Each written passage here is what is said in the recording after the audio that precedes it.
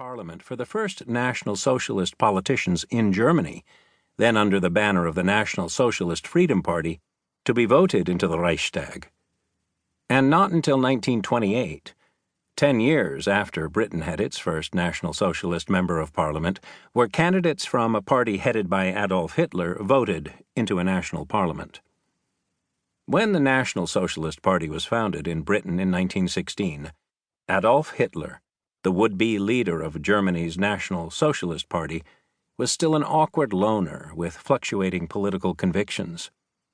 This book tells the story of his metamorphosis into a charismatic leader and conniving political operator with firm National Socialist ideas and extremist political and anti-Semitic convictions.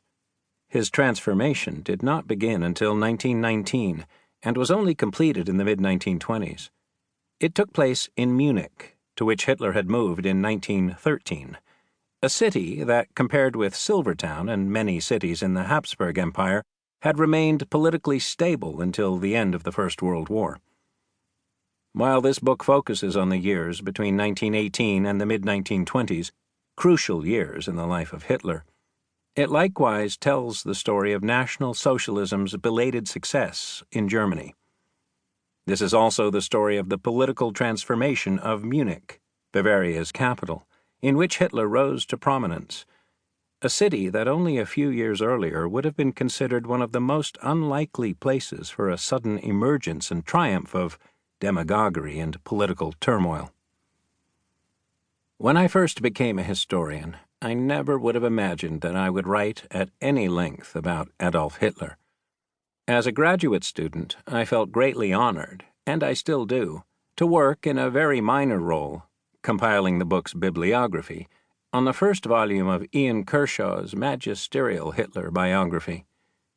Yet, after the many great works of scholarship about Hitler that had been published between the 1930s and the publication of Kershaw's biography in the late 1990s, I found it difficult to imagine that anything worthwhile and new was left to say about the leader of the Third Reich.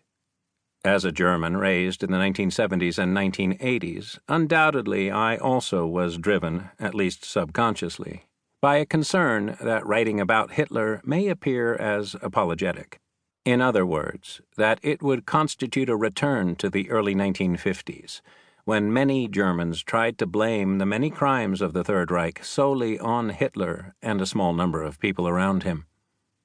However, by the time I finished writing my second book in the mid-2000s, I had started to see the flaws in our understanding of Hitler.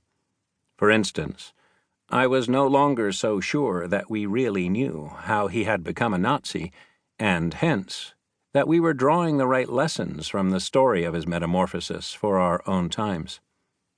Not that earlier historians lacked talent, quite the contrary. Some of the very best and most incisive books on Hitler had been written between the 1930s and the 1970s, but all these books could only be as good as the evidence and research available at the time, as we all necessarily stand on the shoulders of others. By the 1990s, the long dominant idea that Hitler had already become radicalized while growing up in Austria had been exposed as one of his own self-serving lies.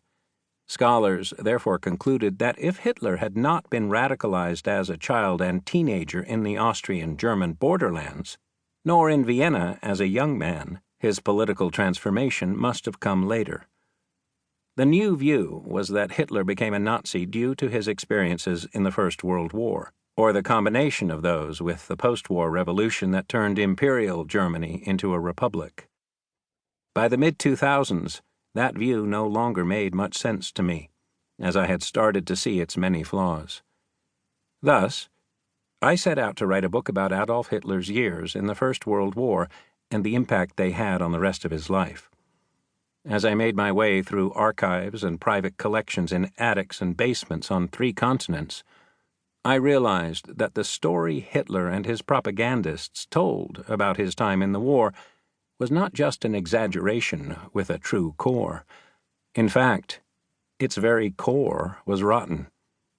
Hitler was not admired by his army peers for his extraordinary bravery, nor was he a typical product of the war experiences of the men of the regiment in which he served.